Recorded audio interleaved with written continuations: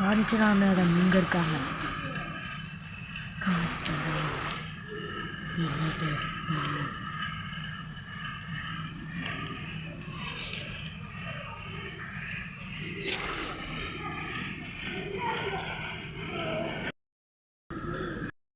இதுக்காக லைக்கும் சப்ஸ்கிரைபும் பண்ணிடுங்க காய்ஸ்.